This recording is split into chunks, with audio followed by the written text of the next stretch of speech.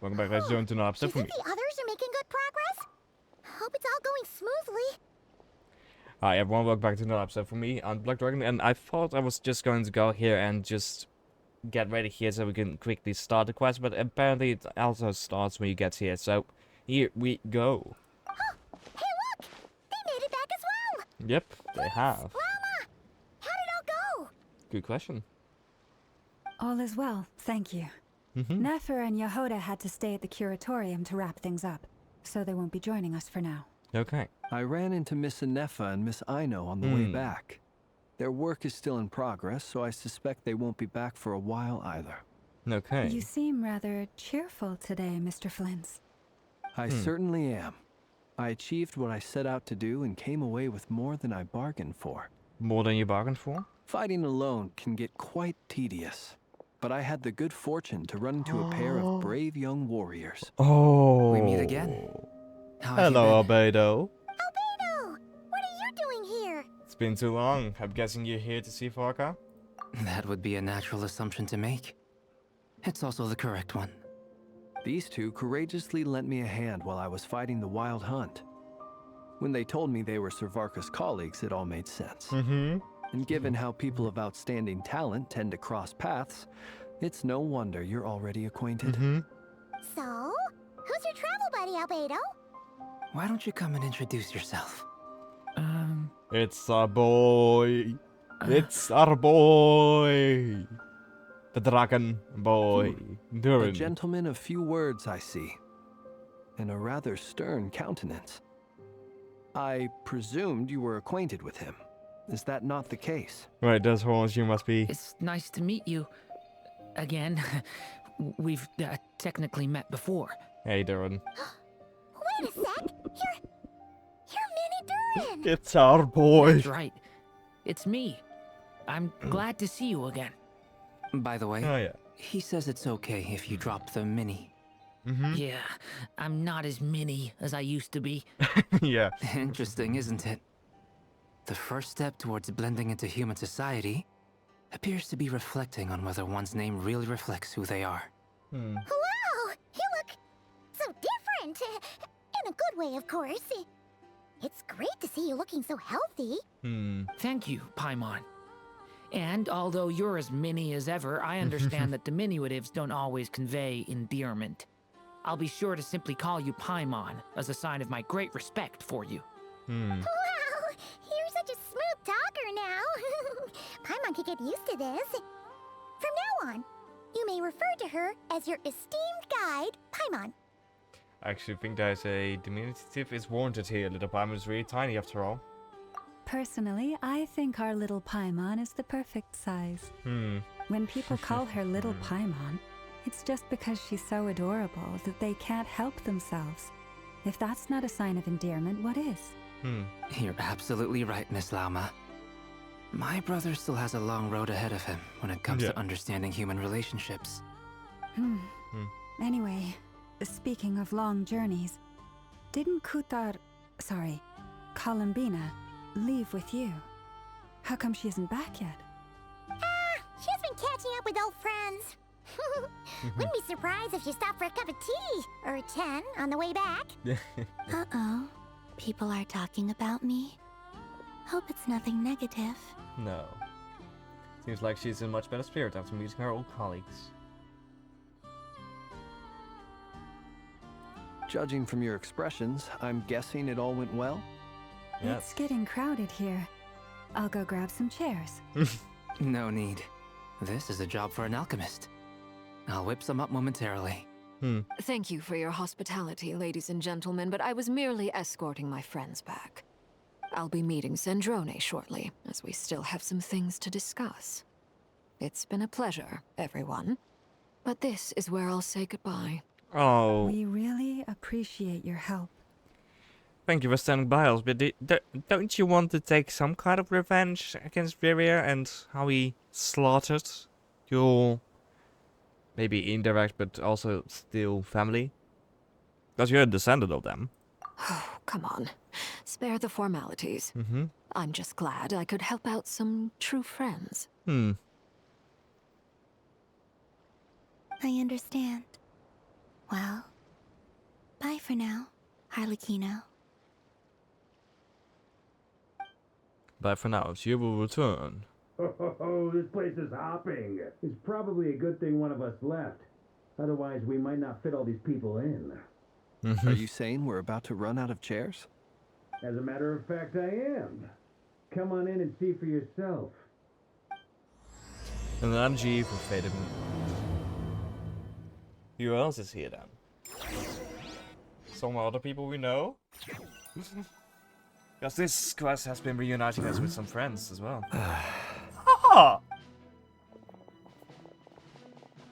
Well, would you look what a cab brought in? I overheard your little chit-chat outside, by the way. With Miss Columbina's colleague gone, we should be back to the original crew plus the other colleagues I brought in. Yep. But, Though, it looks like we have another new face. Someone else managed to rope in a colleague too? sorry, he's probably here for us. Also, Dane, you're early this year. Frankly, you and Paimon are the only people I know here. Mm-hmm. This here is Deansliff, colleague of Teyvat's greatest guide, Paimon, and greatest adventurer, the Traveler. Well, not exactly colleagues, more sort of friends. So when someone else jumps in to do the announcing, you know you're speaking to someone important. Mm-hmm. Let's hear what he has to say. Note to self. Once Paimon knows your name, the rest of the world will soon follow. When he comes looking for us, it's usually something important. Paimon's guessing you've heard about the Wild Hunt, then. Yep. From the looks of it, you're about to hold a meeting. If I were to say that the Wild Hunt is our mutual enemy, would that earn me a seat at the table? Oh, it would As the definitely saying goes, the enemy of my enemy is my friend. Mr. Dainsliff, there's a seat with your name on it. Though, I can't promise the same for everyone else. Hey, Albedo, think you can rustle up a couple more chairs? After all this time apart, Grandmaster Varka's first order is to rustle up a couple more chairs. I've missed this. Is he being sarcastic? Something like that. Hey, he's your brother. Why are you asking us? I've still got a lot to learn about the nuances of human conversation. Yeah. Trying to decipher Albedo's way of speaking has been like jumping in at the deep end. Like that does. Oh, good point. Paimon gets you now. Don't sweat it. There are people who go their whole lives without getting the hang of it. You're ahead of the game already. Look at you, Paimon, expert in art of encouragement. I wonder what's taking Nefer so long. Perhaps you should go and check in with her. If anyone can hurry her along, it's you. Oh, yeah. I just got back from the curatorium. Besides, aren't you curious to see what's taking her so long? Miss Nefer doesn't strike me as the type to share secrets. And since gathering intel is her specialty, I'm guessing she'd prefer to keep her methods confidential. Yes. Under such circumstances, would it not be tactless for me to impose? Oh, but it's fine for me to impose. Because, yeah. What can I say? You have an unrivaled ability to garner people's affection, Miss Moonchanter. Besides, you have far more in common with her than I do. All right, then. Yeah, the two of them make a nice Impressive. pair. She barely fought back at all. I admire your powers of persuasion, my friend. As I'm sure Miss Lauma will realize soon enough, the trick in life is to always pitch in with other people's responsibilities so that you can be selective with your own. Another trick is to simply hide in the background. Spoken like a true sage. Anyway, looks like we've got some time to kill before the meeting. Let's take a little breather, folks. And feel free to chat amongst yourselves. We'll get down to business once the other two arrive. Okay. Doesn't mean Lala and Never or other arts.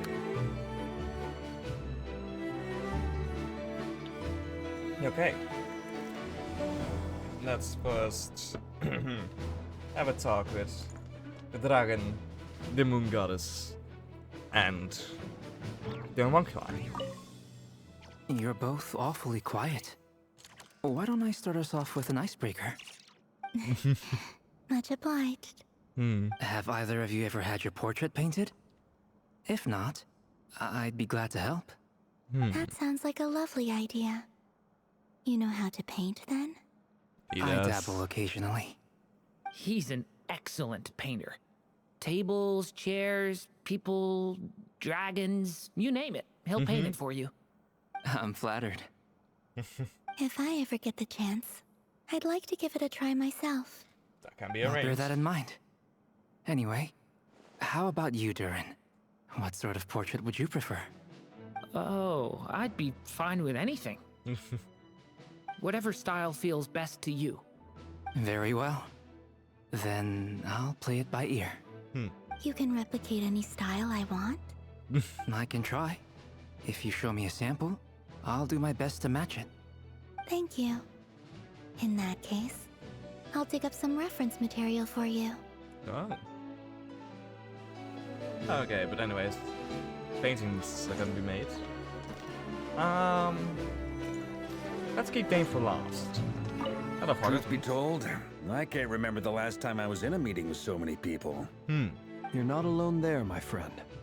The Lightkeepers also struggle to bring everyone together for a serious discussion. I don't doubt that. I've only ever met two Ratniki, one being you, and the other being that young guy, Itlua. Itlua is a good apple. I'll give him that. He's kind, honest, and regularly delivers supplies to my lighthouse. A true Ratnik to the core. In that sense, he puts me to shame. No. So you're what? A fake Ratnik? That's what it sounds like you're saying. But I get the feeling that's not quite what you meant.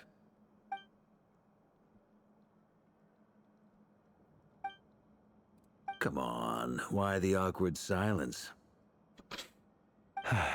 Sorry. I'm not even gonna bother trying to hide it. You've known all along, haven't you, my friend? Oh, no. Now that was an awkward silence. Let's just keep this between ourselves. Probably best if Itlua doesn't know, huh? Yep. That goes without saying. Gotta be careful what you share with youngsters, after all. Anyone else in the know? Let me guess. The Traveler and Paimon? Yep. It's dangerous being too sharp for one's own good, you know. Then, in the name of the Animo Archon Barbados himself, I swear your secret's safe with me. That's right. When we went for drinks, you said that you and Barbados were practically best buds. In the light of that claim, do you really expect me to take your oath seriously? Of course. Just as long as you don't go spreading around the fact that I'm close with Barbados, all right? Fair enough, then. Nothing like a bit of mutual leverage to seal the bonds of friendship. Okay, they are having fun now, Dane. What's the Is wardrobe? there something you'd like to say to me? Oh. Yeah! For starters, why'd you just show up here without even giving us a heads up? And why did you show up in a patch version like this? It's fucking early for you. It's fucking early for you, Dane. If you think back to our previous interactions, you may recall that that's hardly out of character for me. That's true. You do have a point there. Sorted out your accommodations yet? Oh yeah! You'll need to find somewhere to stay the night too, right? Wanna tag along with us? You never know. We might get a group discount. Sure, let's do that. Great! Oh. Paimon will handle it.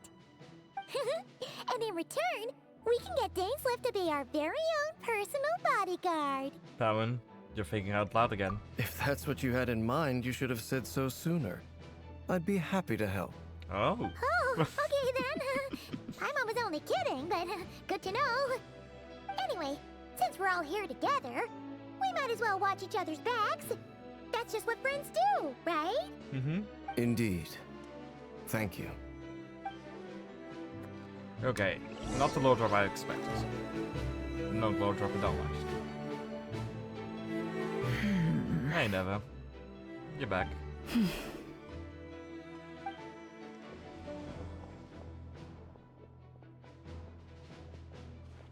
Ah, Miss Nefer. You made it after all.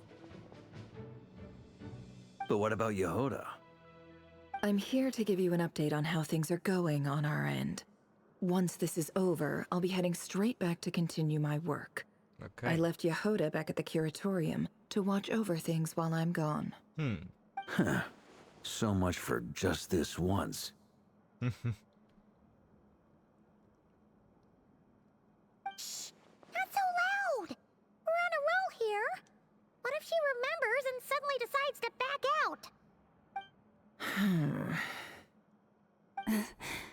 Did you say something, Mr. Varka? Huh? I didn't say anything. Right, Flints? Must have been a frog. They get so noisy around here at nighttime. It's like they're putting on a concert in the background. Anyway, before we begin, there's a few introductions to make. Let me start by saying that it's an honor to be speaking before so many distinguished colleagues and collaborators. First up, we have Miss Lauma. As Moon Chanter, she's the leader of the Frost Moon Scions, a local religious community in Krai. Then there's Miss Nefer, boss of the Curatorium of Secrets, an intel gatherer extraordinaire. Nefer is leading the investigation into Rerer's background, assisted by Yehoda and Lauma. From the little I've heard, they're making some great progress. Over here, we have Mr. Flintz, a ratnik and guardian of the abandoned lighthouse. In our last operation, he courageously distracted the Wild Hunt to buy time for the rest of us. For those of you who've never met, this is Mr. Albedo, a renowned alchemist and captain of the Knights of Favonius investigation team. By his side is a new face for us all, myself included, Mr. Durin, who has come to lend his aid. Yes. Next up, we have the Moon Maiden and former Fatui Harbinger, Miss Columbina. Then we have the Traveler, who's earned more titles than I could possibly hope to list out, so I'll spare you the rundown. And Paimon, the ultimate travel companion and quite possibly the best guide in all of Teyvat. Wow! That's a lot of people! Great turnout! Miss Nefer, it looks like you might have another job coming your way, so, congratulations on the booming business, I guess. You think I haven't got enough on my hands as it is? Who's looking for me now? That would be me, Miss Nefer. I have a commission for you. And you are? The name's James. Who I am doesn't matter right now. What does matter is that I'd like you to gather more intelligence about the Recher of Solnari. Well, it's not as if we never take on anonymous commissions. But in your case, I'll have to decline. I'm gonna take a wild guess and say your job's probably more hassle than it's worth. Something about you seems like bad news. Oh, yeah. Definitely. It's my eyes, isn't it? Conrian, I assume. And what's with the mask? Are you trying to hide your identity? In any case, the fact that you're even still alive raises an awful lot of questions for me. My name is Dainsleif. And yes, I am from Conria. As I'm sure you're aware, the Recher of Solnari's real name is Rerir. He was once an acquaintance of mine. You could say that. Really? Yeah. Then you must have been quite an influential figure yourself. You flatter me, but none of that matters anymore. My point was simply to clarify why I have asked Miss Nefer to investigate Rerir's background. So you're both from Conria, and it sounds like you used to be friends? What am I missing here? Surely you already know how he became one of the Five Sinners. I'll tell you everything I know. The history of Conria, the names and identities of the Five Sinners. I remember it all like it was yesterday. I have never spoken openly of this before. But the truth was exactly as people say. The Five Sinners were each driven by their own desires, and it was by playing upon these that the Abyss tempted them to their fall, tearing Conria apart in the process. The visionary, Vedafenir, who wished to foretell the future. The wise, Haroptatir, who sought limitless knowledge. Gold, Rheindotter, who desired to create life. The foul, Sertologi, who pursued supreme strength. And last, but not least, Raker of Solnari, Rerir, Ravager of the Moon. Of the five, Rerir is the only one who remains a mystery to me. He never harbored grand ambitions, so what changed in the space of a single night? How did he come to fall like the others? In other words, you're saying that his change came as a shock to you, and you have no idea what actually happened? That's right. You mentioned how the Abyss tempted them, which led to their fall. But what did that look like in practice? And what other context can you give me about the events of that time? The more detail you can give me, the better. Strangely, now that it comes to it, I hardly know where to begin. The fateful night took place during the era of the Eclipse Dynasty. One day, my elder brother, the visionary, Vedifenir, was summoned to the palace by the Vinster King, only for the king to gouge out his eyes and cast him into the dungeons. That's harsh. When I came to hear of this, my fury knew no bounds. I gathered together every ally I thought I had, and together, we set a night to storm the palace and free Ved. Centuries on, the memories of that night still haunt me like a never-ending nightmare. We broke through the palace gates, just like we had planned, each striking towards our separate targets. But then, I was betrayed. Even Vedifenir, the very person I had come to rescue, abandoned me and partook of the Abyss's power. So, it's personal after all. Then tell me, Mr. Dainsleif, what price are you willing to pay? You, of all people, must know that nothing comes for free. I cannot say what price would be worthy of such a commission. But know this. Rerir was not always a madman. Believe it or not, there was a time when he was just an ordinary man, working for the Conrian Intelligence Service. Uncovering the truth of Rerir's past is the only way to unravel this mystery. But before you decide if you will accept my commission, I will tell you more about him. Enough, I hope, to help you plan your next move. Sounds pretty good to me. Feels like we just flagged down a random passerby, only to discover he's actually a master strategist who has a score to settle with our enemy. Must be all that good karma I've been building up. Oh, who knew having a commune friend would come in this handy. Can I borrow your halo? It could be useful in the lighthouse. Hey, enough with the wisecracks! Besides, isn't that lamp of yours bright enough already? Relax.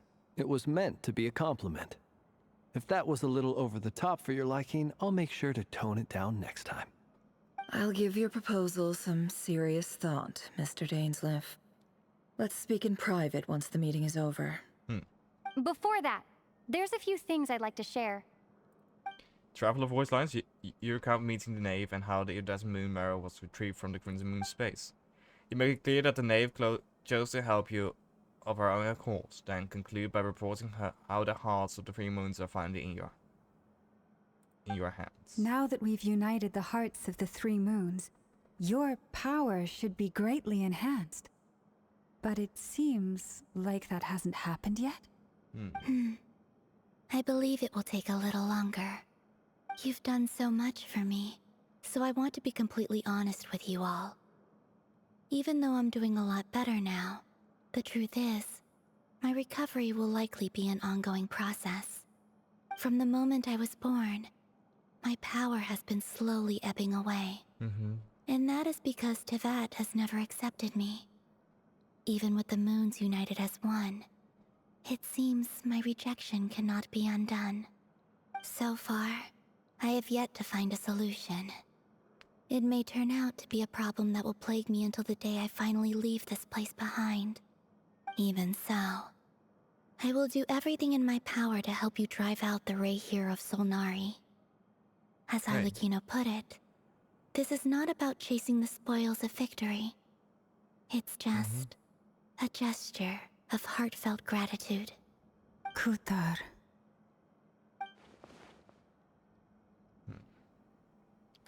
She seems a lot more energetic and positive than she did when we first met. Defeating the Ray here of Solnari will be no easy task. While my strength slowly recovers, we'll also need to gather more intel. Naturally. We should take all the help we can get if we hope to defeat him. We've considered several viable plans now. But our choice hinges on the answers to a few key questions. Is it even possible to kill Rerir? What experiences shaped the person or monster he became? And what's he really after? Given Albedo's expertise in alchemy, I think we should leave him to try and answer the first of these questions. Understood. As for the other two, I'm afraid we'll have to count on you again, Miss Nefer. Believe me when I say it's not my wish to burden you. But right now, relying on your skills is our only option. So you're placing all your hopes on me, huh? We can't thank you enough for agreeing to help us. Yeah. Honestly, I can hardly believe how lucky we are. You sure have a talent for changing your tune, Miss Moonjanter. Timid like Yehoda one moment, then flinches insincere flattery the next. Ladies, please. I must object to your portrayal of me. That's all. Feel free to keep bickering. Just pretend I'm not here.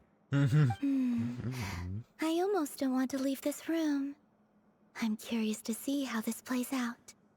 I have faith in you, Miss Nefer. Something tells me you'll stand by us until the very end. Something tells me that as well. And what makes you so sure of that? What if I suddenly decide that my compensation is insufficient? Really not. This isn't about the money. I can sense that you've got a deep-seated distaste for Rerir. And knowing you, that alone is motive enough. Look at them getting along so well. Like two peas in a pod. And I'm the one they accuse of insincere flattery. There is no justice. Miss Lauma, you have to understand something. Unlike you, I don't actually enjoy having everyone's hopes on my shoulders. Is that right? Well, maybe the fact that I'm willing to put my hopes in other people says more about me than you. But the fact is, I also trust you. And that's because I know that you're someone we can count on. Anyway, we've got our plan, so let's get moving. Mr. Dainsliff, let's talk. And Traveler, once we're finished, if you've nothing else planned, I'd like you to come with me. This whole experience is teaching me a lot.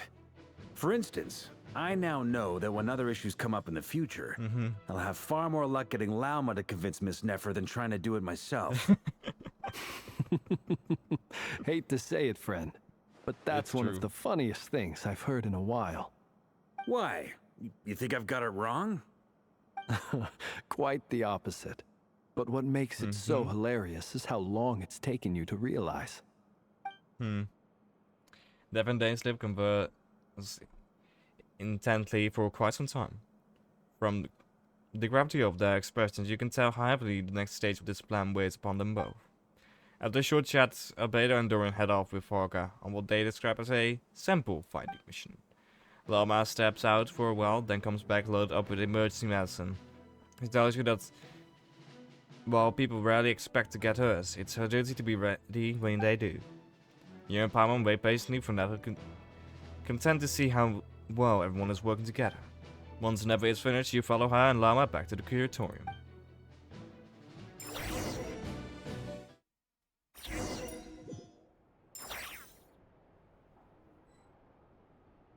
So, let's talk to Nefer.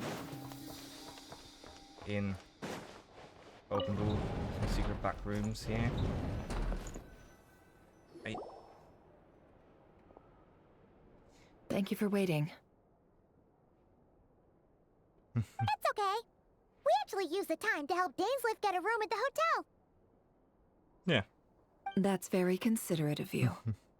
Now, I trust you share my curiosity about Rarier's past, and you seem fairly familiar with Mr. Dainsliff already. That's right. We've come to know each other for quite some time now. We spoke at some length after the meeting. He was the one who suggested I should invite you to join this operation. He feels confident that these secrets will be safe with you. Dane has a lot of faith in us, that's for sure. Yes. Thank you for your trust, Napa. Likewise. I appreciate that you got right on board without interrogating me about why I invited you. It shows that you trust me to explain everything in due course. Yeah. That's because we know what you're capable of. We appreciate you too, Nefer. You might have been forced to help in the beginning, but this time, it was your choice. That's one way to put it. Another is this, that once a decision's been made, it's set in stone. After that, my only goal is to see it through. All right, so here's how it is.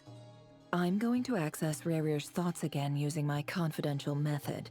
Okay. Now, I'm sure you've seen things like this before on your travels, so you're surely well aware of how dangerous it can be. Yes. The reason I've gathered you all here is to ensure my safety during the proceedings. I plan for us to enter the fragment of his consciousness together, and once inside, I will focus on searching for information. Think of this as a diving expedition into someone's brain. If I'm the diver, you are my safety equipment, tasked with keeping me alive while I'm under the surface. Once the ceremony begins, we will all be spying on privileged information.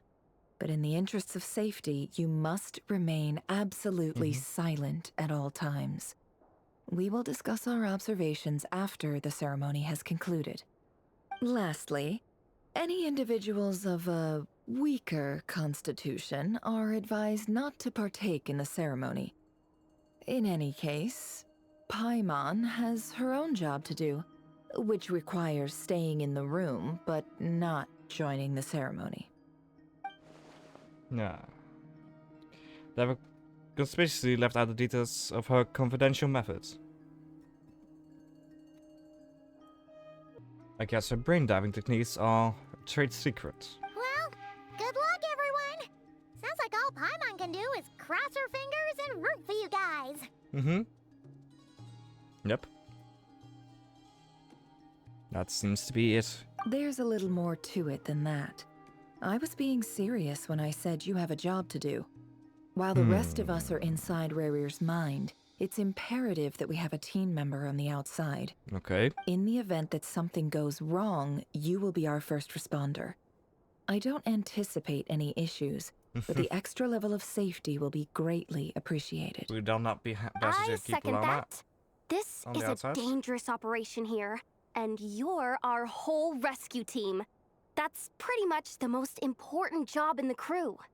So, Paimon's like the lifeguard? Yeah, that makes sense. All right, got it. Good. Please, take a seat. We'll get started momentarily. Okay. Take a seat, young Skywalker. Sorry, had to say it. Had to say it. Take a seat, young Skywalker. So, Just so easy to did quote. Mr. Dainsliff tell you anything else? He told me that he believes Rarier kept some big secrets in his life. He's not sure that they were the cause of his eventual downfall, but he's asked me to uncover what those secrets were all the same. Okay. But surely you're not planning to go through with this, no matter the cost. If you think that, you'd be overestimating me. I'm a businesswoman, not a mercenary. But I do have my own professional reasons for taking this job. You think I'd turn down the opportunity to get a first-hand glimpse into Conrian history? No chance. Well, as long as you don't let morbid curiosity get in the way of safety concerns, we're good. We'll do whatever we can to help you. You're such a killjoy. Really now.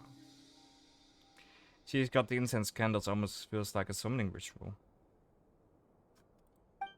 Seems like Never still has no intention of sharing her trade secrets, but Now it's not exactly the moment to pry. I see, there's a chest set on the table. Could it have something to do with her intel gathering methods? All right, I'm good to go. Same here. All set over here too. I'm ready as well. Promise, Paimon, you'll be extra careful. Pinky promise. All right. Let your whole body relax. We're about to begin. Mm-hmm. Close your eyes. There we go. Phew.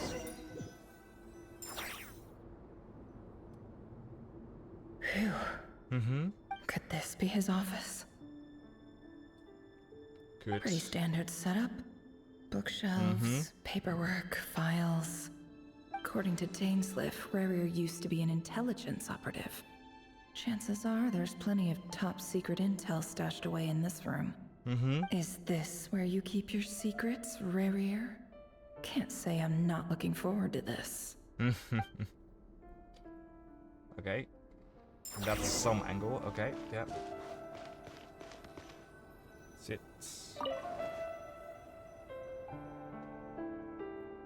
Mm-hmm. Today's files are in. Time to wade through them, just like usual. Male, 51. Occupation, cook. Confirmed Crimson Moon descendant. Has maintained frequent contact with other descendants over the past year. Poses a threat to the dynasty. Neutralized. Oh.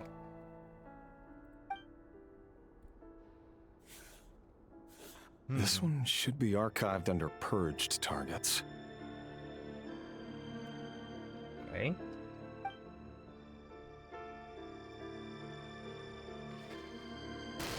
Female, 23. Occupation, office clerk. Confirmed Crimson Moon descendant.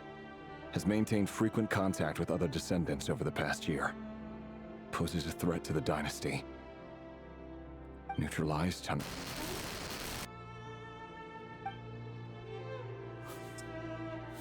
Another one for purged targets. Sounds like she was that other man's daughter. Never mind. What's it got to do with me?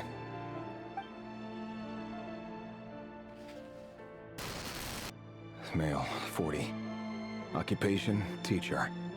Confirmed Crimson Moon descendant. Has been observed making contact with other descendants during the past year. Poses a threat to the dynasty. Neutralized on... Next one is a child. Just another nobody for the archive. Come to think of it, I remember surveilling this man. A case like his never would have been considered a priority in the past. Huh. He barely even interacted with other Crimson Moon descendants.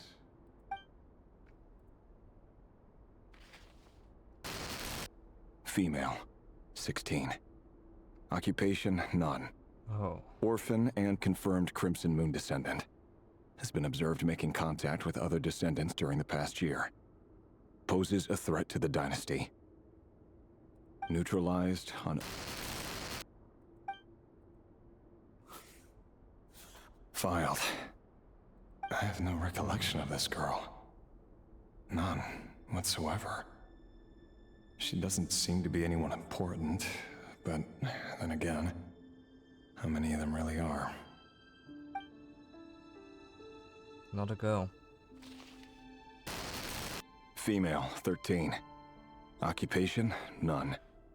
Orphan and confirmed Crimson Moon descendant. Has been observed making contact with other descendants during the past year. Poses a threat to the dynasty. Neutralized on... Filed.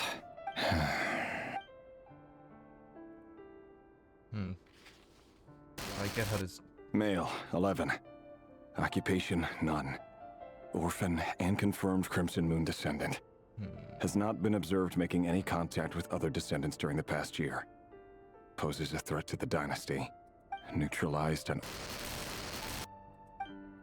How does he pose a threat to the dynasty when he even make contact?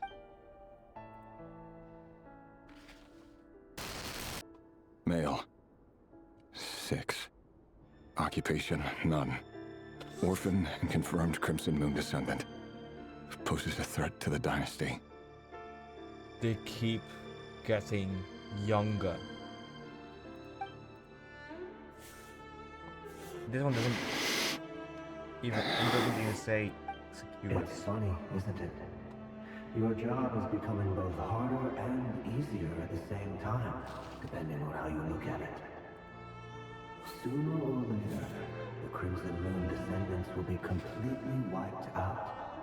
But as their numbers dwindle, they become harder and harder to track down. That's not how it is. Fortunately, however, most of the able-bodied adults have already been taken care of. The remaining weaklings will be increasingly easy to deal with. No! No. My job is to ensure the survival of the Eclipse Dynasty. And the only way to do that is by eliminating any and all potential threats. It's a perfectly legitimate line of work. Every single one of my colleagues can attest to my fairness. And if my friends were aware of the facts, I know they'd back me up too. Assuming, of course, that they were aware of all the facts. So many children.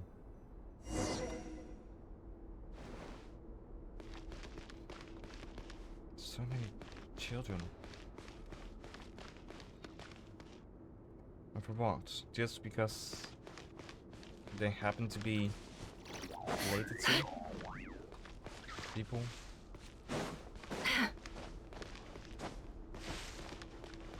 Where do I need to go, actually? Not here. This hallway again.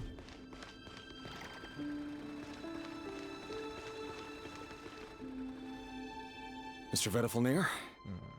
It's been quite some time since we last met.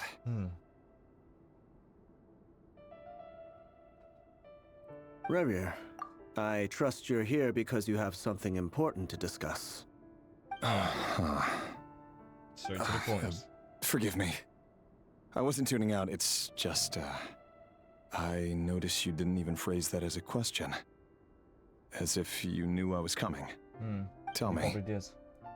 Does someone in your position ever feel the need to ask questions at all? It is indeed within my power to foresee certain things. Things like your arrival. I was just thinking.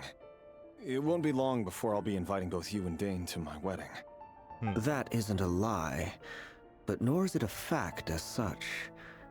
It's a wish, isn't it? No fooling a prophet, is there?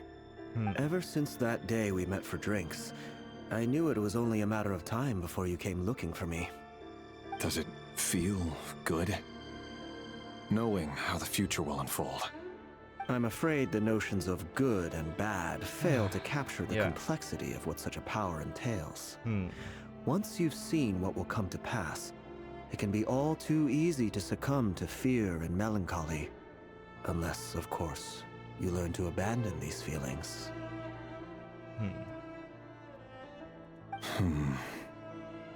You fear my silence, and long to hear the words I left unspoken that day.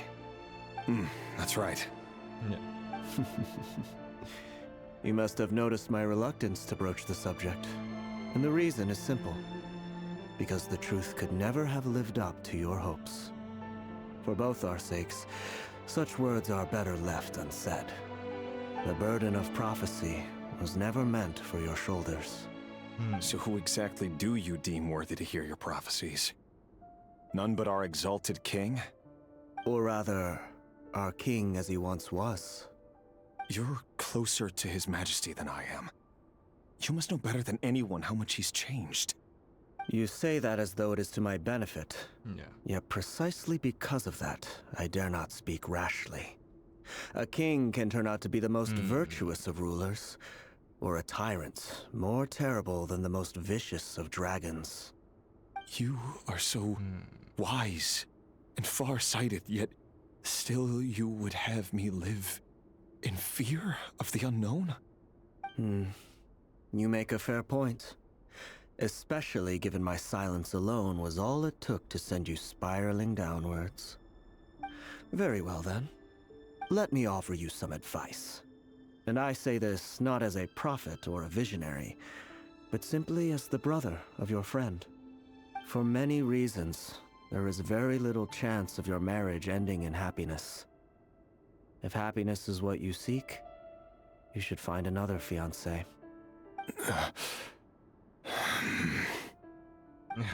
As if that's so simple. Hold on. There's that same black fog again. Could this memory belong to Thelindis?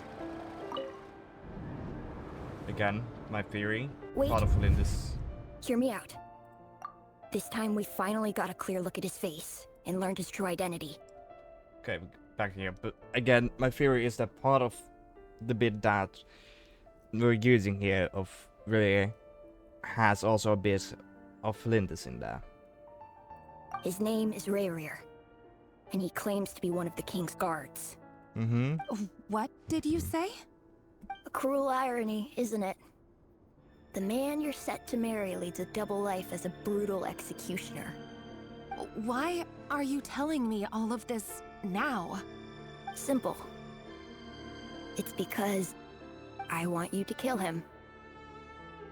You are the only person he would never suspect. No, absolutely not. I would never dream of doing such a despicable thing. So you'll just stand by and watch him slaughter us to the last? Do not forget that the blood of the Crimson Moon flows in your veins too. The blood of the Crimson Moon? What does that matter now? The dynasty has long been dead and gone. You think that alone is reason enough for me to throw away everything I have? Why wouldn't it be? You two were once a child of the Crimson Moon, just like me. Don't tell me you've never felt so much as a flicker of fury for the way we were trampled into the dust. As long as you promise to abandon this pipe dream of restoring your dynasty, I can try to persuade him. Or have him persuade the Vinster King. Persuade the Vinster King?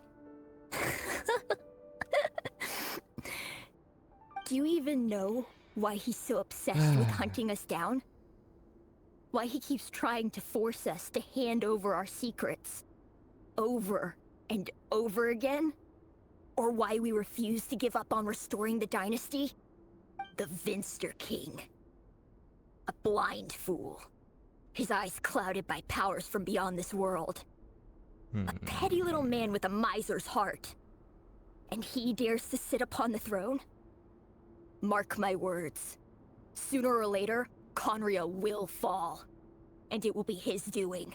We've got a little property. If you can't bring yourself to do it, so be it. Just you watch. It won't be long before calamity descends upon us all.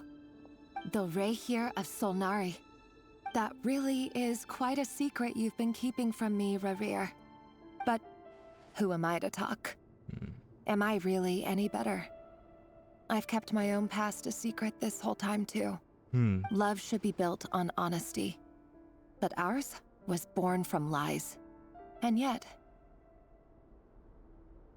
is it really so wrong to hide things that would only make life harder? If we don't cover up the parts that no one else should see, how can we go on pretending to be normal? Vedifulnir must have known all this. And that's why he made his prophecy. In the end, nothing stays hidden forever.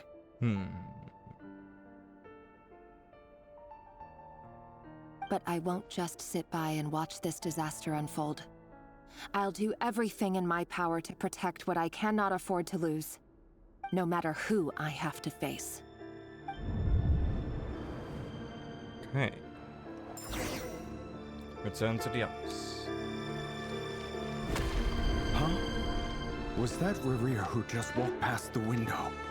Doesn't it give you the chills that he still takes the same road to work every day? As if nothing ever happened. Those people at the deli. Enough already. They're clearly pretty taken by their own disguises, so just smile and play along. Pull the rug from under beasts like that, and you'll risk having your throat torn out. Deli. They're talking about those people from the Inquisition. Right.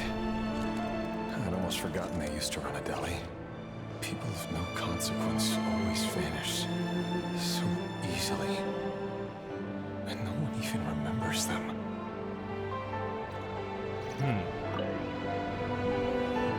But surely you can see he's not the man he pretends to be. So many have died already, and they say that the king's madness grows with each passing day. We're not going to survive this, are we? But why does it have to be this way? Do we really deserve to die just because of the blood that runs through our veins? Felindis, are you even listening? Sorry, Freether. My mind was off wandering.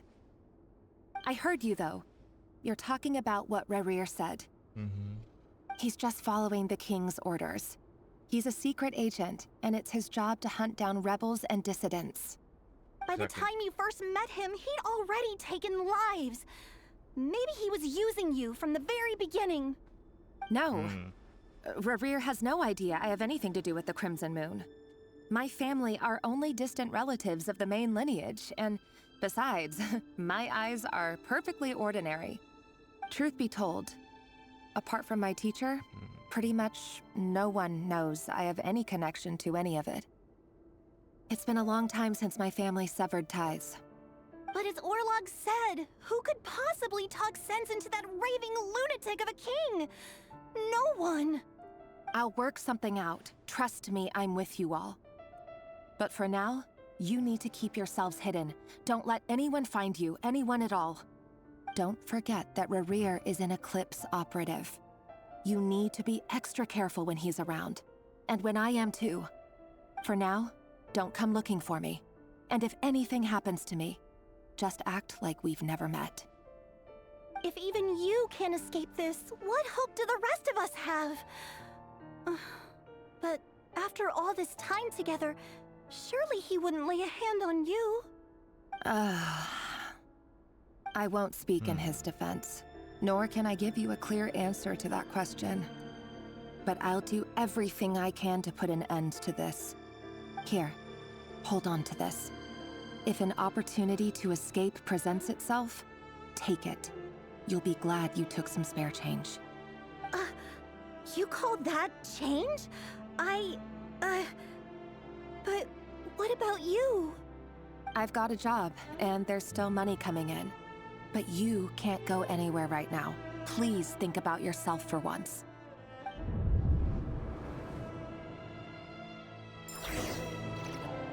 Go to the training.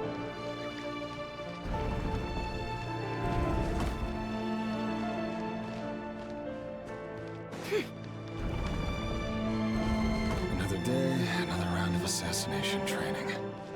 Training ground is just beyond this hidden passageway. When you kill a person, doesn't that harm you and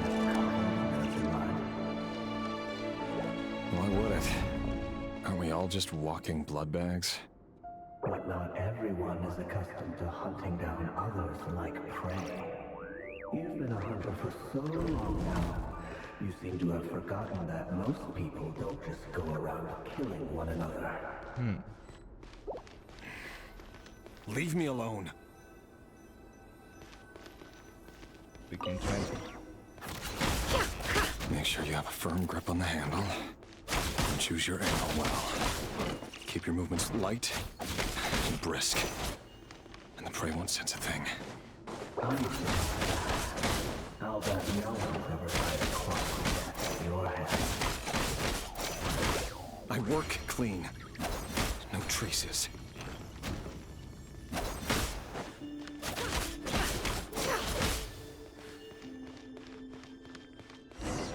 That doesn't make it open enough for order. The king just happens to be what someday doesn't. That won't happen. When king, ever since he fell under the spell of that house, in the beginning, he only had to take out a handful of the guilty. But now... The ones I've dealt with have always been guilty. and I've carried out my work flawlessly.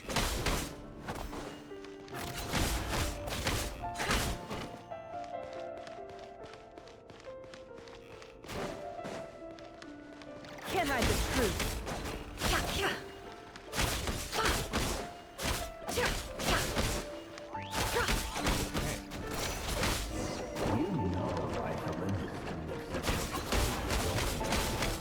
Was it because you didn't think?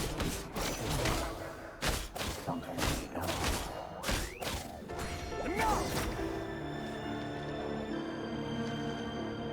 Oh. Yeah.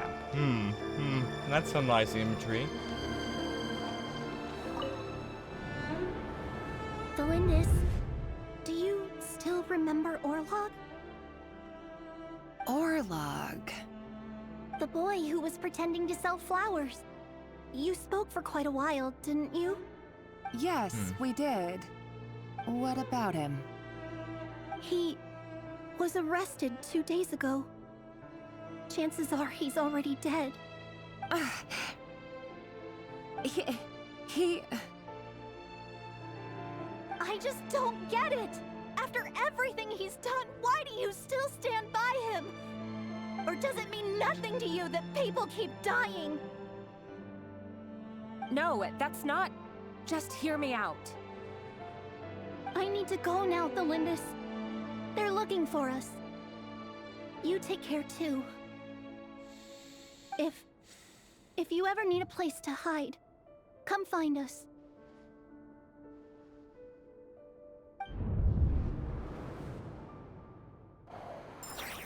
Oh.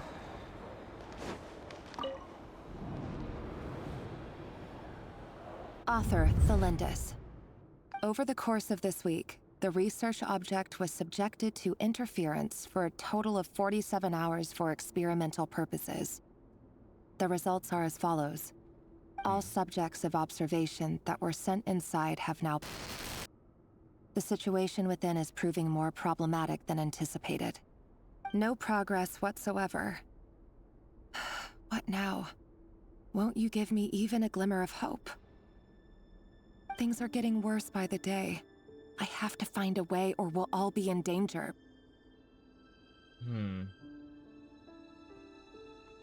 She has a plan. But That looks a bit. If all this research comes to nothing, what then? Sooner or later, it'll be my neck on the line. Yeah. But could he really bring himself to kill me? No. Surely he wouldn't have the heart. You'll be forced to. He might not have the heart, but he will be forced to.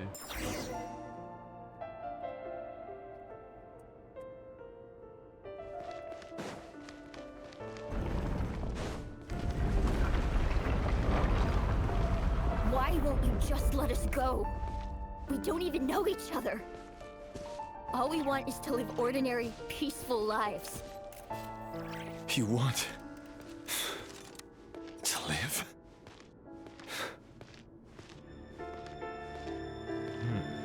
Well, I was being surprised Yes. by that. I just want to go on living. Is that really such an unforgivable crime?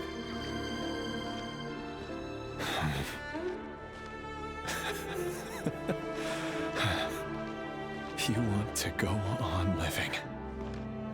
I want to keep living too. To keep living forever. That's why I have no choice but to continue on the path I'm on. If only some savior would suddenly swoop down and change the way the world is. Too bad that's not going to happen. Imagine that. If there really were such a person, you and I wouldn't be standing here like this, would we?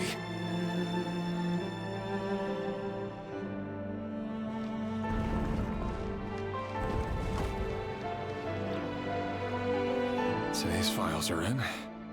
Time to wade through them just like usual. No, I don't get tired of it. It's my job. And not only am I lucky to have it, I'm good at it too.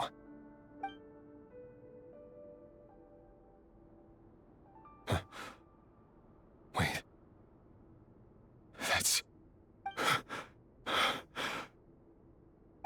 Thelindis? No. No. No! Why? But you bear no mark of the Crimson Moon. How could you possibly have anything to do with them?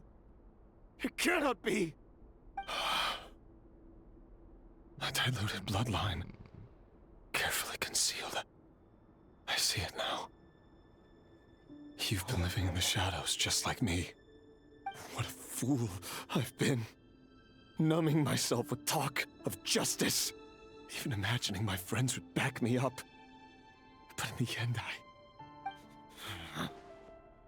Irminsul. Finster King! How far are you going to take this? From the direct bloodline to secondary offshoots? And then what? Today it's the descendants of the Crimson Moon. Who will it be tomorrow? Will you not rest until everyone down here is dead? No. This cannot go on. This is where it ends.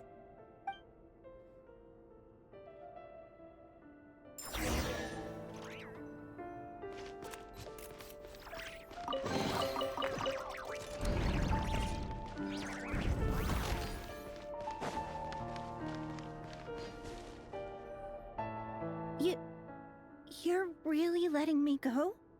I am. As long as you can guarantee that no one will find you.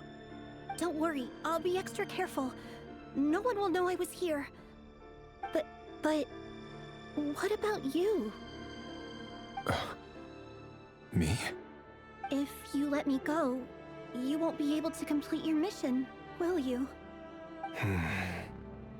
Good point. In that case, maybe you should stay. No, please! I just want to see the outside world again. To... Go on living? Yes. I know you're a man of your word. So please, just let me go. If I let you leave, what will become of me? Just kidding. Go, now. But remember, don't let anyone know you were caught. We'll be seeing each other again very soon if you do.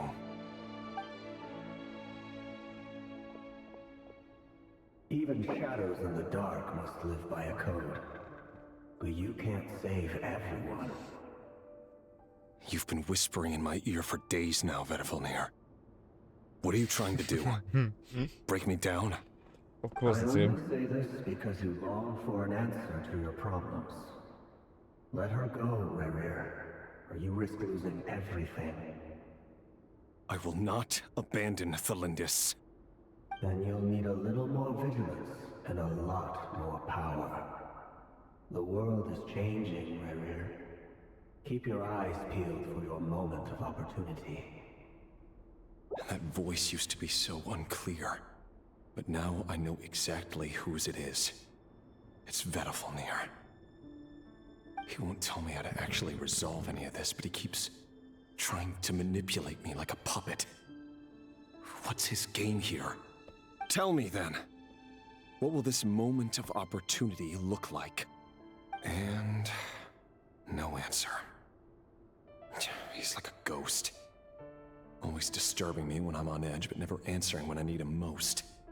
So, the Eclipse Dynasty was purging, well, massacring the descendants of the Crimson Moon.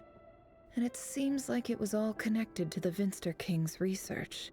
The King's obsession with abyssal power left the future of Khaenri'ah hanging in the balance. No wonder every aspect of Rerir's life was so unstable. Yeah.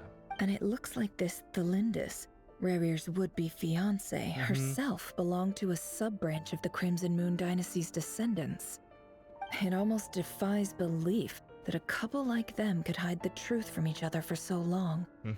If the Vinster King hadn't intervened in such a drastic way, they might have gone on deceiving each other for the rest of their lives. And why does Vedavulnir, Daneslif's older brother, keep talking in Rerir's head? He's one of the sinners. This guy kept more secrets than I ever imagined. The human mind is like a vast desert of shifting sands. When you follow the flow of someone's memories, you only ever see the parts they're willing to let surface. Time for something a bit more creative. Oh. We've been inside Rarir's mind this whole time, building up a picture of his psyche. There's already enough clues on the board to start reading between the lines and mapping out the rest. Now, we can finally begin to put the pieces together. Sure, it'll only be a reconstruction, part simulation, part reasoning, but it's usually pretty accurate. Once we've built up a cognitive profile, we just need to cross-check the logic behind his actions. And then we'll be able to take a sneak peek at whatever it is that Rarir has really been hiding. Okay.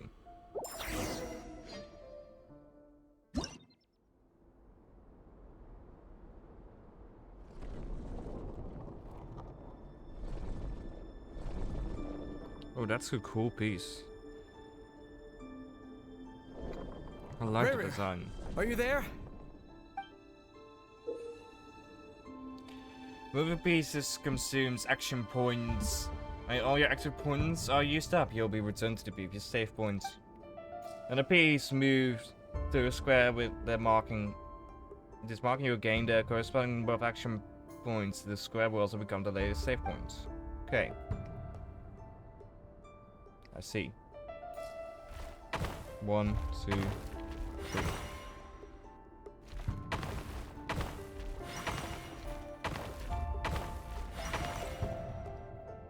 Hey, Rarir! Come out, it's urgent! Huh. Dane? What's wrong? Quick, come with me. I'll explain everything once we've met up with the others. Okay. I'll come. But the Lindis is still over at the Universitas. I'll need to leave her a note. All right then, but make it quick. I've never seen Dane so worked up before. Whatever this is, it must be big trouble.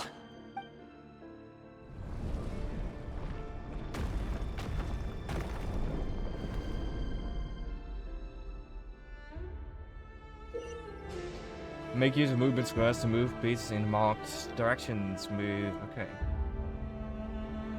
Move this way does not consume action points. Okay.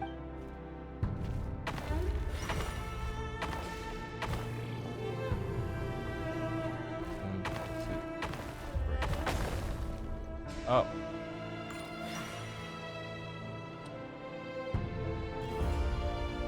I see.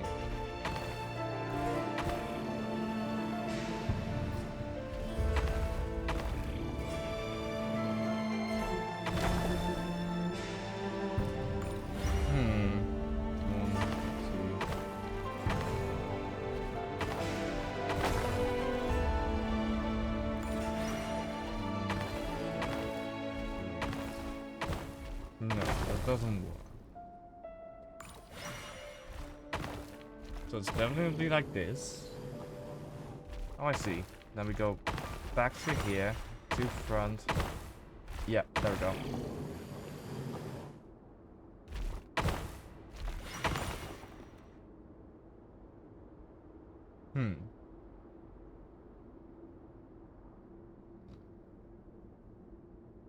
They're all chess pieces. Well, this is a nice change, meeting you all at this hour.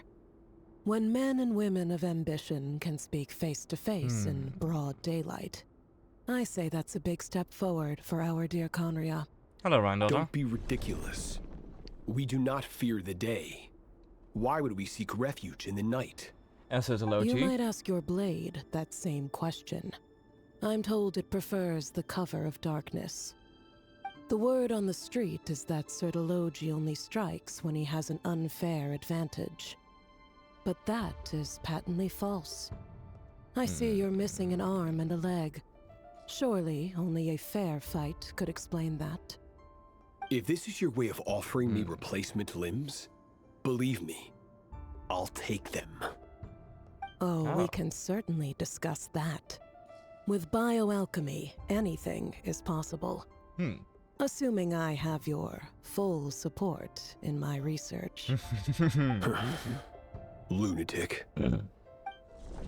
Robtatir, what brings you here? Why, Dainsleif, of course. He invited me. Please, cast aside your apprehensions, Miss Rhindaughter. Whatever the rumors may say, I am but a humble servant of the king, and I can assure you he affords me no greater convenience than he does you. Well, the Universitas Magistrorum won't stop fawning over you, so at least some of the rumors must be true. You're clearly doing well for yourself, so drop the humble servant act. It endears you to no one. Okay. You're president of the Universitas Magistrorum, the chief royal mage known as the Wise by royal appointment, and by far the most favored among the 4 pillars of Conria. Vice President Veit doesn't even try to hide his envy when he sees you. My success is the product of hard work and good luck. It's as simple as that. Were the king not such an extremist, I hardly think I would have received a senior post at my age. Of course, no job is without its gripes. Serving a king like ours can be a challenging task, as I'm sure you can imagine. And as for Efterveit, in missing out on the presidency, he's dodged a mountain of stress. Like everything else in life, it comes with pros and cons. You're all here. I apologize for the short notice, but it was an emergency. Okay.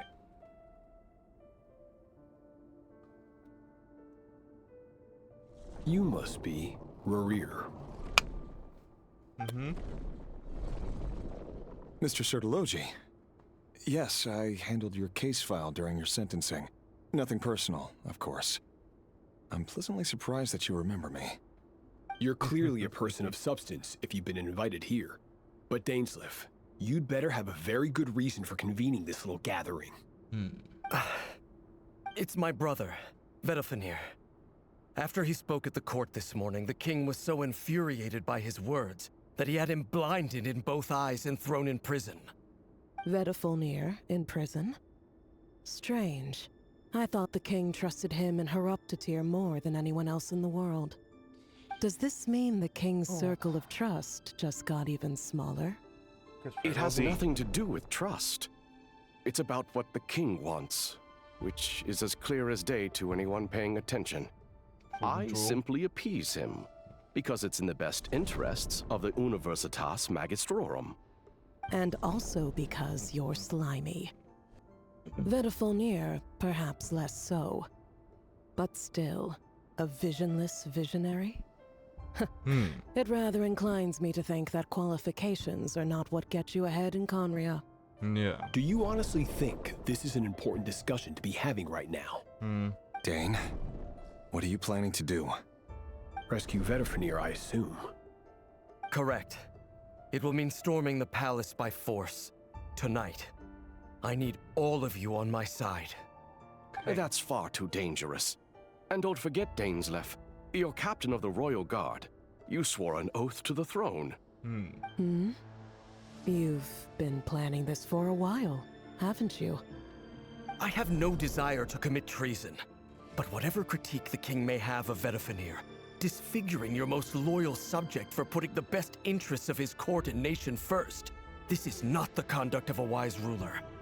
My blade will force the king to see the error of his ways. So, Vedofenir's prophecy enraged the king. I'm sure it wasn't what he wanted to hear, but if he won't take counsel even from the visionary, that is deeply troubling news. Yeah. The extent of His Majesty's madness is now all too clear. The question is, how does a man like me get out of this situation unscathed? You have noble ambitions, Dane. But I'm afraid they don't do much for a guy like me. I'm not interested in saving the world. All I want is a letter of pardon. A letter of pardon? For whom? Thelindis? I think so. The chances of the Vinster King issuing a pardon for anyone connected to the Crimson Moon seem vanishingly slim.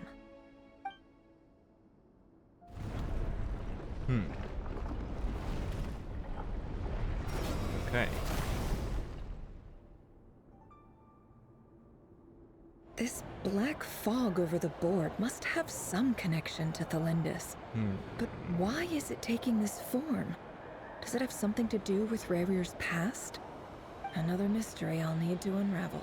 Also, it's more green than black. Consume the marked number of action points to defeat your opponent's pieces. Your players will only attack when they have more action points than needed to defeat your opponent's piece. Okay.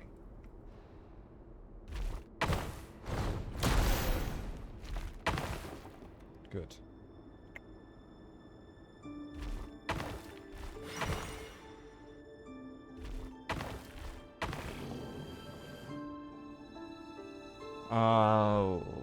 Okay, now. Yeah, no.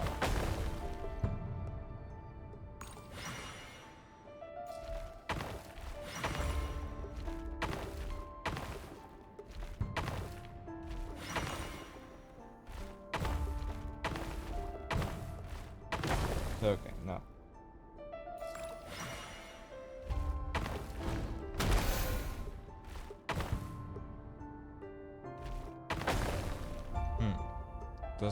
It does not bring it back. Good.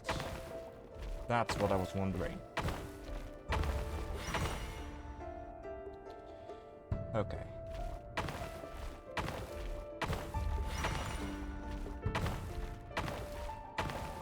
Well, went the wrong way for a moment there, but now we have the right way.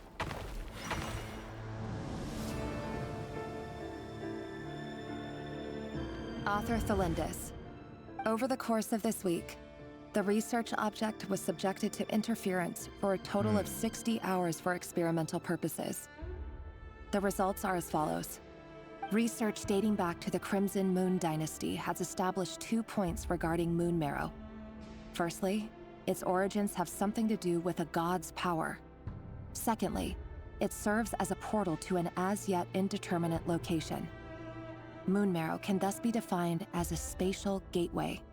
However, there are a number of hurdles to overcome before we can answer the question of where it leads to. To start with, opening the gateway requires a specific power source, which the relevant literature indicates. An enormous amount of power is then required to keep the gate open. Currently, the total power output of our instruments remains in the single digits. To make matters worse, I am now the only staff member remaining in the Moon Marrow lab. The Universitas Magistrorum recently decided to move most of its personnel into abyssal energy research, which has stymied all Crimson Moon-related projects. This is not a wise move. I have always maintained that placing all our hopes in a single source of power is risky, especially one as poorly understood as this. As well as making ourselves overly reliant on a single resource, we are neglecting other promising technologies. I apologize if this comes across as disrespectful. But as a Moon Marrow researcher, I desperately want to see the world beyond the gateway. If we really made it there one day, what would we find? And how would we go about taming the unknown? My imagination is endlessly fueled by questions such as these. Interesting. Very interesting.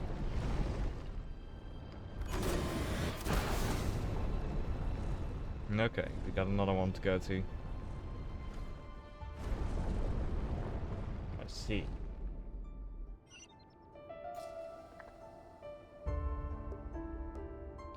Okay, looking at the balls. We go down, up. Grab that one, go onto these, go down. Fight this one, go down. But end up there, and then we can go to here. Let's try it out.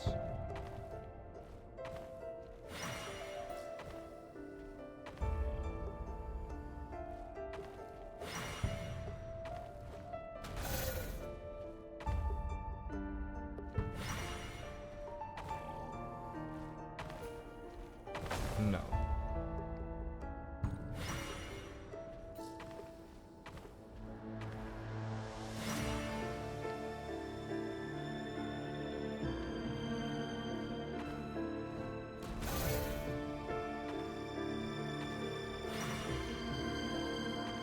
And then we go down here. Which seems to be an actual path. It works. There we go, that worked. Yeah, the part where we also This is for you. I heard you're gonna leave the city with your parents. The Lindis.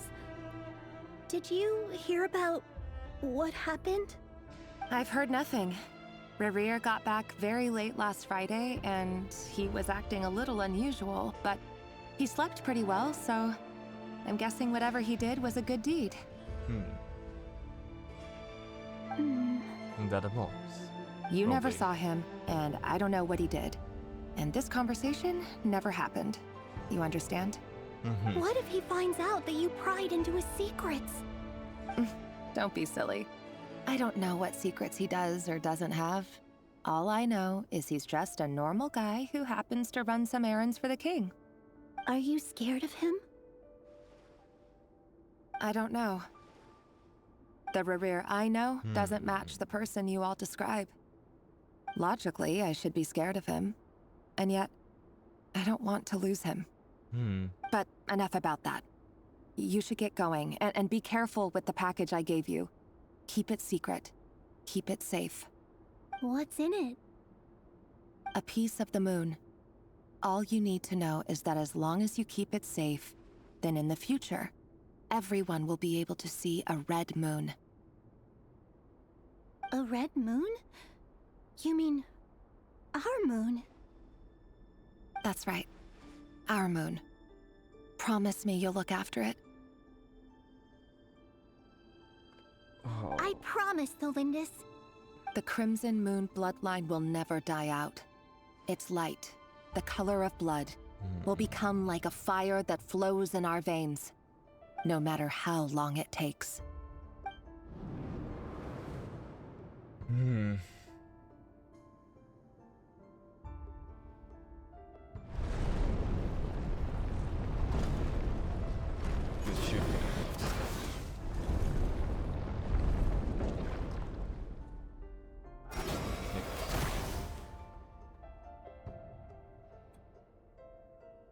Okay. Let's see. We got 3 to get through here first. Go up. That's for certain. Let's first try this path.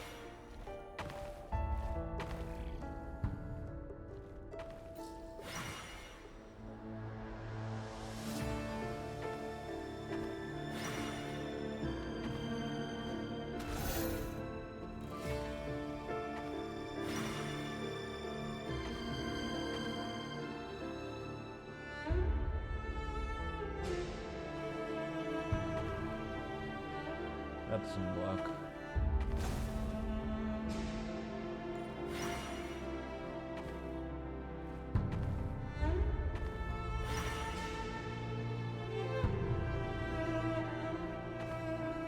This doesn't work.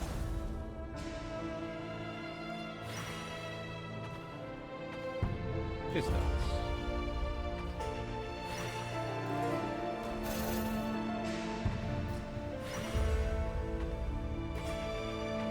On my way to the exit.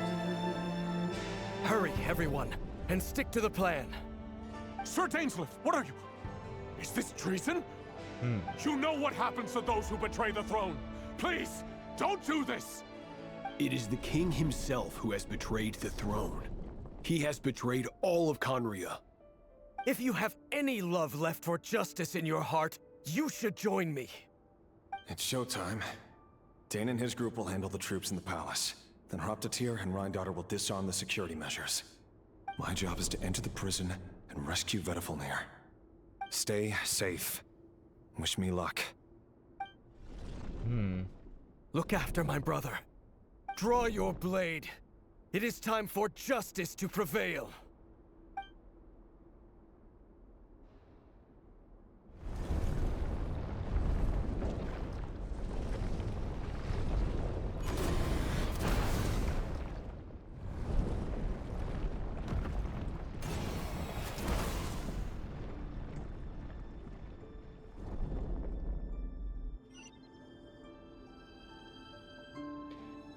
One, 2, 3, 4, 5, 1.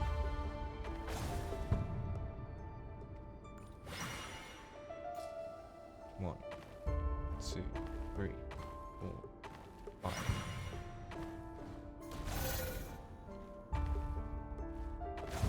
You destroy this. You spawn there. That's how you do it.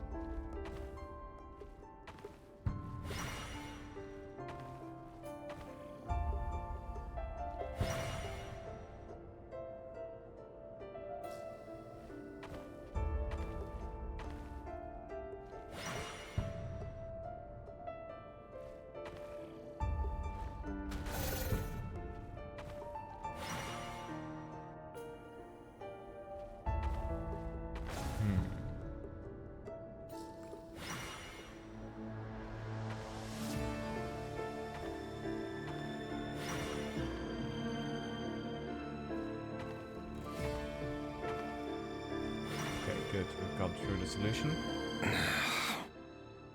This place is filthy. And the smell is abominable. Clearly, the king doesn't allow his prisoners a single shred of dignity. This is dire. Found you. Hello, Mr. Vedafulnir. Ah, it's you. Surprised? Oh, wait. I guess surprise isn't an emotion that prophets feel very often. I certainly felt some surprise in the moment when I was blinded. Surprise at the king's sheer ignorance. Surprise at just how unfairly this world responds to words of earnest remonstration. I'm curious. What did you prophesize this time? It wasn't a prophecy. It was a word of warning. Someone had to say it. The king has forsaken all reason in pursuit of his obsessions. I simply told him that if he continues on this path, Khaenri'ah will surely fall. But he didn't listen. Worse still, he stabbed you in both eyes and locked you away. Dane asked for my help. The court is in complete chaos now, but I'm sure you predicted that. Everything is transpiring as I foresaw, yet I am powerless to change it. Fate is an immutable force. I can but lament as the inevitable unfolds. I do wonder whether giving a man the power to see the future does nothing more for him than slowly crush his spirit. Forgive my curtness, Vedafulnir, but the king did not suddenly turn on you today. His suspicions have been brewing for a long time. You can't have wisdom beyond the reach of your fellow man without attracting his fear and suspicion. There are things the king does not want to see. So, he doesn't want you having visions of them either. He blinded you because he thought this would make the visions stop. He wasn't entirely wrong. I did indeed lose my power to see the future. Right up until... Until what? Just now. I believe I saw something new. Well, tonight could go a lot of different ways. 5 of us banded together to storm the palace, also we could rescue you. This will go down as the most tumultuous day in Khaenri'ah history. I sense hatred in you, but also hope. A desperate hope that with the tyrant deposed, that will be the end of the story. But this is not the end. It is the beginning of a new chapter, in a whole new story. There are many men of honor and courage in this world, Rerir. But you are not one of them. You're not here for justice, are you? You're here for yourself. Is that a dagger? Interesting. Why not the polearm? It was always your weapon of choice. With your abilities, I don't doubt that you were able to recover some of your sight. But I also doubt that you want to make an enemy of me right now. Of course not. We're on the same side, aren't we? We could be. But I need you to be honest with me, Vedafulnir. At this point, you're my only hope for the future. You mean your future? With your beloved, Felindus? Yes. And I know there are bigger things at stake here. A dynasty, a nation, maybe the entire world. But forgive me, I care first and foremost about myself. I can't abandon the one I love to save myself. I just can't do it. But you see a broader picture of the future than I. You see the solutions to the biggest problems of our age. So tell me, what is my solution? What's the answer? In matters of fate, answers are either right or wrong. What will be and what will not. Maybe you are willing to pay a certain price in the pursuit of happiness, but unfortunately, fate does not negotiate. That is the cruelest thing about fate. It is unmoved by your sacrifices. That can't be true. I know it's your voice that I keep hearing in my head, urging me to see how the world is changing, to seek more power, so I can protect the things I love. You show me disaster, but you won't show me how to avoid it? Why? Why are you doing all this? My voice. In your head.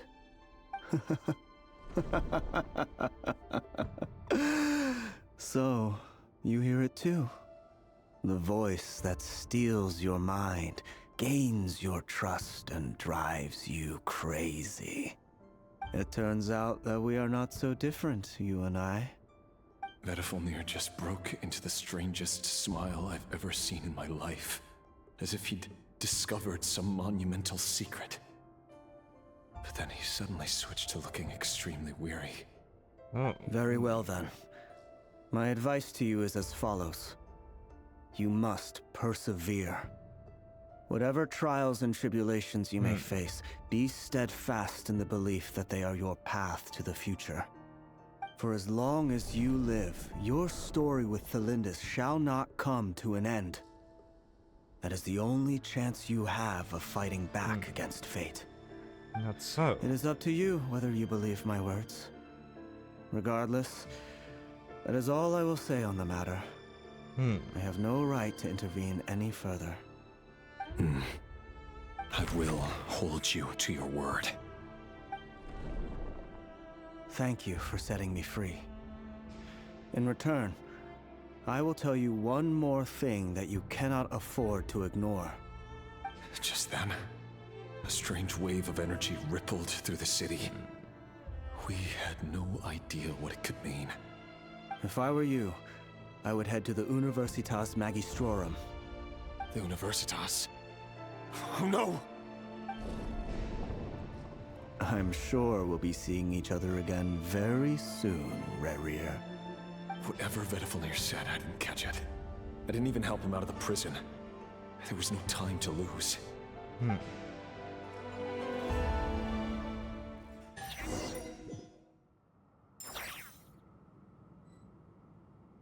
Okay.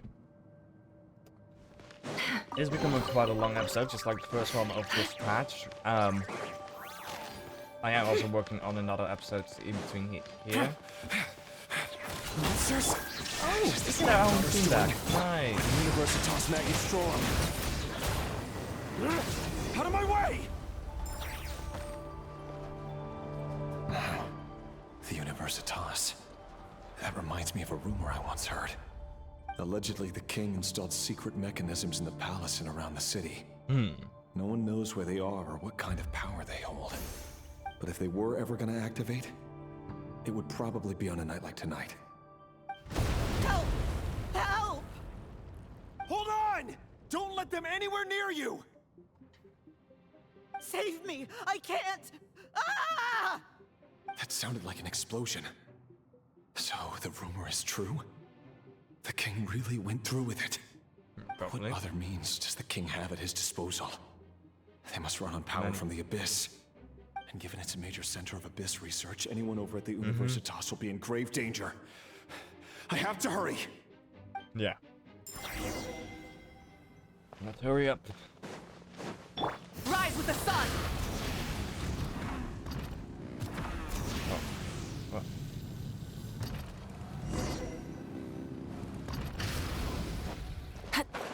Defeat the monsters, of course. But it's always defeat the monsters.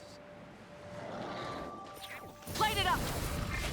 There is no escape! Light the band. Time to go clean. Can't hide the truth.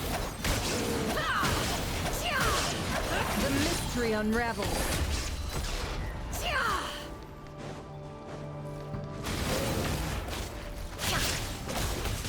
No more lies. Settle down.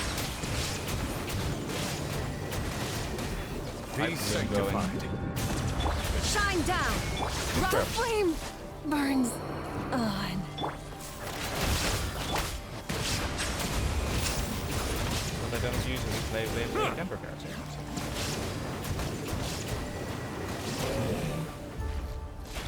Illusion shattered! Overruled! Okay. This is Another where one. you... Transfixed! The deception ends here. Settle down. Shine down!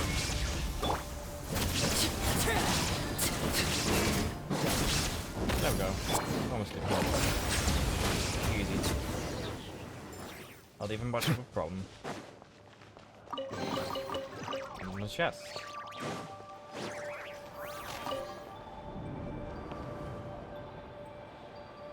Monsters at the Universitas Magistrorum? Why now? Well, maybe because your husband to be is doing some stuff. They're coming. It's no use. The table won't hold out much longer. The weapons. Where are the weapons? Of course. All the lab equipment was upgraded after the inspection last week, but the new weapons haven't been allocated yet. I'm done for. Is anyone there? I need help!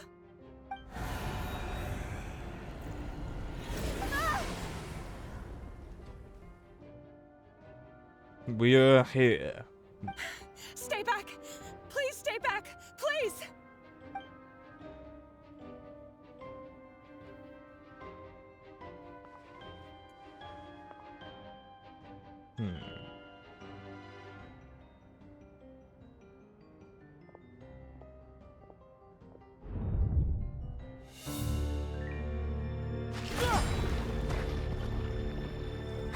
What's that?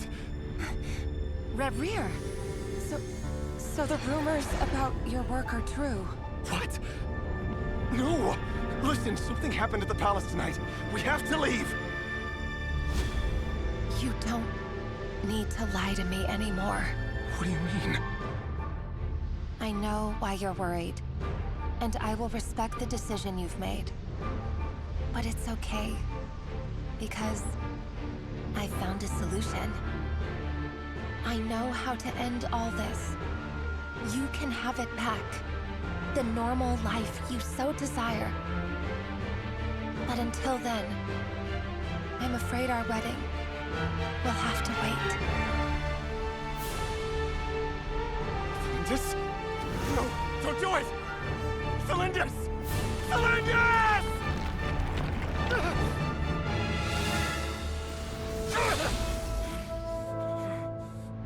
I told you, Reverie. Let her go. You will find someone better. No! No, I won't do it! I have to save her! By what means exactly? A lowly pawn. You lack the power and the strength of will. Do you know a way? Tell me! Come to the palace. Join us.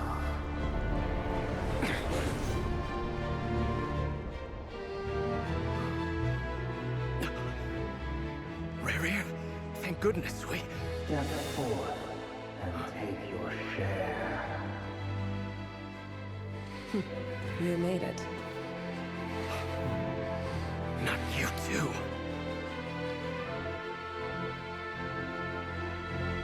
Hatred or grief, despair, desire.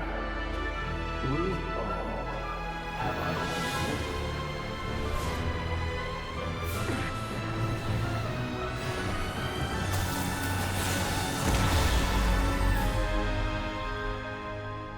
Reverie.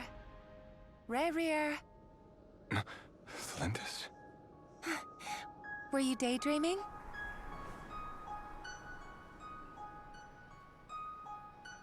You still remember, Rerir? That question you asked me a couple of weeks ago? Oh. You mean the proposal? Yeah. I'm wondering, where do you think would be a good place to discuss it? Maybe in the garden? Or were you thinking a fancy restaurant? It's your choice.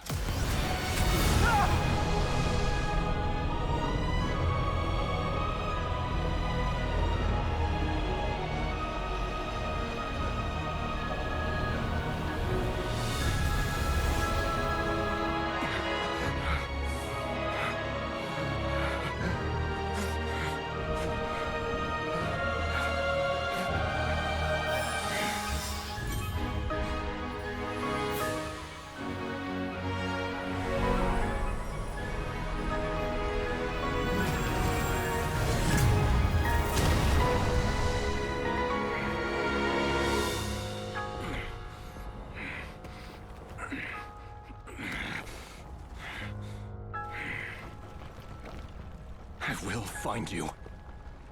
And then, you can give me your answer.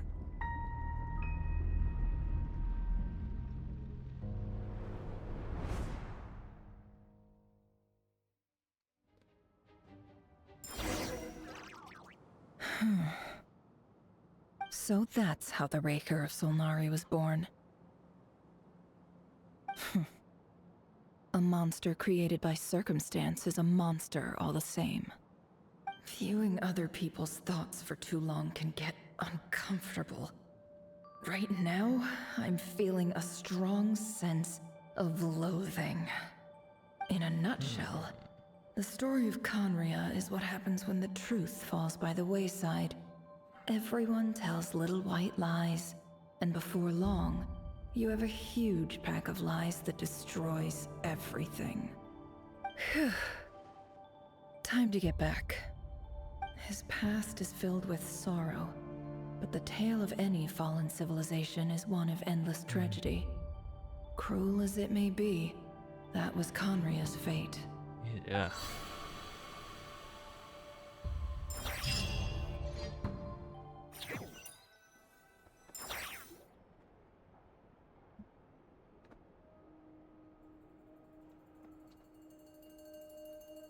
Everyone, I'm back.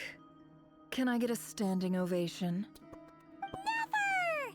How are you holding up? Feeling okay? She's fine. Boss is a pro. Cheers. Yes, I'm fine. You will have seen the events of Rerir's life through my thoughts. It's now clear that he is just a regular nobody, driven by personal tragedy, as he said himself. I mostly agree. There's only so much we can know about him from his memories alone, but they did give us a clear glimpse into his life in Conria. However, I would not consider Rerir to be a nobody. He was deeply involved in the events of that era. Yet, when the catastrophe of a generation strikes, nobody is safe. Sounds to me like you're speaking in riddles again. Is this you urging me not to abandon the people of Krai in their hour of need? That's not what I meant. Although I do hope you choose to remain a part of the plan. Without you, the mission ahead will be all but impossible. Then try to remember that I respond better to the carrot than the stick. And I don't appreciate being bossed around. Now, as for you, Missy, you were excellent. You stuck to the rules of the ceremony and kept your mouth shut the entire time. Bravo. Cool. So, can you fill me in on the deets now? Most of what I saw went right over my head. Patience. You'll hear the whole story, don't you worry. But let's meet up with the others first. It will save me narrating it twice. Yehoda? Yes, boss. Let me get that door for ya. That's more like it. For a moment there, I was worried you'd forgotten about the first clause of your employment contract. Forgive my curiosity, but what does the first clause say? It says I gotta do the annoying stuff that boss is too lazy to do for herself. Like opening the door, pouring the tea, yada yada. Is that right? If something is in the contract, it's because she willingly agreed to it. Rest assured that the curatorium abides by the very strictest of labor policies. You don't seriously think I'm cruel enough to treat her like my slave? In any case, I've hardly shied away from my share of the work today. Hope I don't catch Flintz and Varka lounging about in their chairs, enjoying a leisurely cup of tea. Well, There's Varka would nothing I probably be dislike more than more just than tea. other people enjoying themselves while I'm hard at work.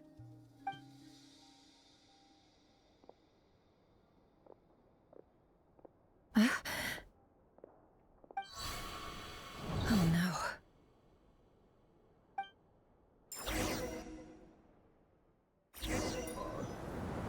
Okay, do we get a break? Sorry to disturb you, but we seem to have run into some trouble.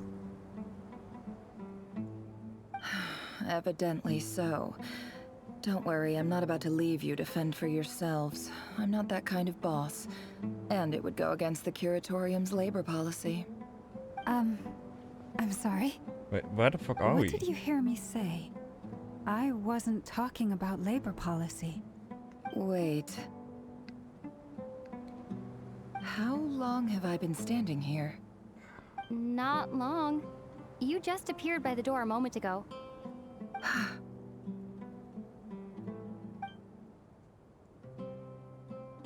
Boss, what's wrong? You look like you've seen a ghost. We've been tricked. We never left at all. Somehow I hallucinated that whole scene back inside the office. Oh. Hallucinated? But how? How indeed. This place should heed my will alone. All thoughts and actions that occur in here are just a result of pawns moving across the chessboard in a carefully calculated manner. And nobody has access to this chess set but me. So you control everything in here? More or less. But yes, it's a special technique of mine. Has anything like this ever happened before? Only once. It was the first time I used the chess set. Is there any similarity between what happened then and what's happening now? I suppose my thoughts are a little turbulent, which was also the case my first time. Is there anything I can do to help? The first clause of your contract clearly states that I only need your help with things that I'm too lazy to do myself. Meaning, you're not feeling lazy right now? Meaning, this is not something Yehoda can help with. The chess set is a personal treasure that I alone understand. I must be the one to find our way out of here. Okay. Boss, it's fine. Really. Let me do something useful. Oh, listen to you. Whatever would I do without you, Yehoda? What? Really? Yes, really. Where would I ever find another employee as obedient and servile as you? God forbid anything ever happens to you. Oh, okay. Well, anyway, I was thinking of fetching some water. There's gotta be a source around here somewhere. I suggest everyone finds someplace comfortable to take a rest. We gotta conserve our energy. Yes. Even though all this chess malarkey doesn't exist in a physical sense, mentally speaking, it's all real. And so is our tiredness and fatigue. You don't want to dismiss mental fatigue. Just because it isn't physical doesn't mean it's any less serious. But anyway, I got your backs, so don't worry about a thing. Okay. Don't I have the best employees? Jealous much? If we can find a suitable time, I'd love to borrow Yehoda for a day to help out at the Frost Moon Scions. Would you be amenable to that, Boss Nefer? Oh, Lauma. Have I ever told you just how pretty you are? Beauty runs from the tips of your antlers to the depths of your imagination. Time to rally, everyone. Follow me. Okay. As we continue our journey, the same rules will apply. That means stay focused and no talking no matter what we encounter. And don't disturb the chess pieces. You have my word that I will get us all out of here. Here's the thing though. That's... we'll keep for the next episodes because, well, this one is already fucking long. This is like the first one. So with that, ladies and gentlemen, I hope y'all enjoyed this episode, as you know that I did, and I hope to see y'all on the next one, where we'll be continuing this story inside of the brain. God damn, we had a big ass door drop in this one. Can't wait for the Minsliff Ashkai videos to come out about this, because there's probably a bunch that went over my head. Anyway, so that, ladies and gentlemen, I'll see y'all next time. Goodbye.